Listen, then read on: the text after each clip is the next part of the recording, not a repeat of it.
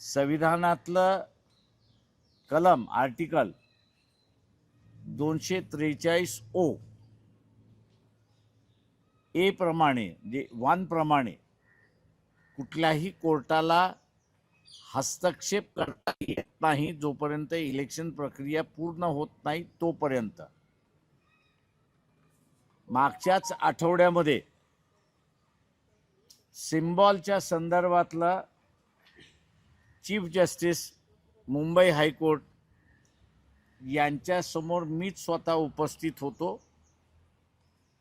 न्यायाची बाजू आहे हे कोर्टाने मान्य करूनही 243 ओ प्रमाणे इलेक्शन सुरुवात झालेलं आहे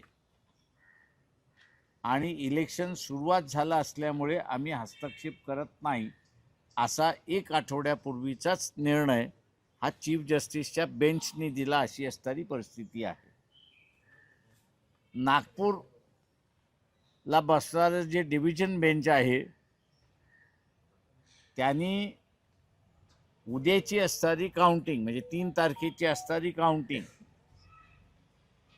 ही त्यांनी पुढे ढकलण्याचा जो निर्णय घेतलेला आहे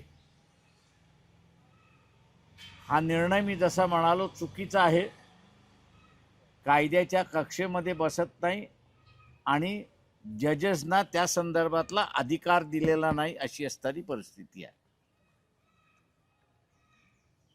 243 ओ 2 हा जो हे जे कलम आहे यामध्ये विधानसभेला निर्णय करण्याचा अधिकार आहे असं संविधान त्या ठिकाणी असताना म्हणते. या अधिकाराला धरून सिम्बॉल वाटप होण्याच्या अगोदरपर्यंत जिल्हा सत्र न्यायालयाला म्हणजे डिस्ट्रिक्ट कोर्टला फक्त अधिकार देण्यात आलेले आहेत. कुठल्या प्रक्रियेला तर सिम्बॉल वाटप होण्याच्या अगोदरची जी प्रक्रिया आहे त्या प्रक्रियेच्या संदर्भात तर डिस्ट्रिक्ट कोर्टाला अधिकार दिलेला आहे की ते निकाल देऊ शकतात अशी परिस्थिती आहे.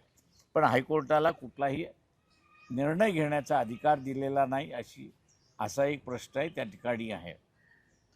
त्याच्यामुळे हा निर्णय चीफ जस्टिसने स्वतःहून सुमोटो पद्धतीने ती अख्खी ब्रीफ बोलवावी आणि पुन्हा हिअरिंग करून तो निर्णय उठवावा अशी मागणी वंचित बहुजन आघाडीच्या वतीने केल्या जात. जो कॉन्स्टिट्यूशनल डेडलॉक होणार आहे त्या संदर्भातला आता मी उल्लेख असा करतोय की आपल्या सगळ्यांकडे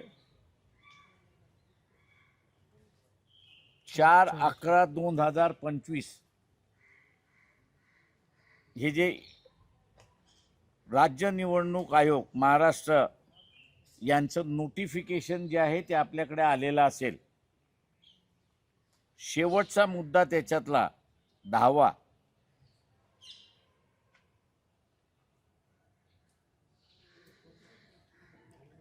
परिशिष्ट 1 मध्ये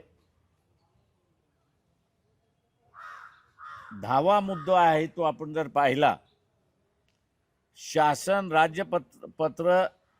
पत्रात निकाल प्रसिद्ध करणे ही तारीख जी आहे ती 10/12/2025 ला आहे.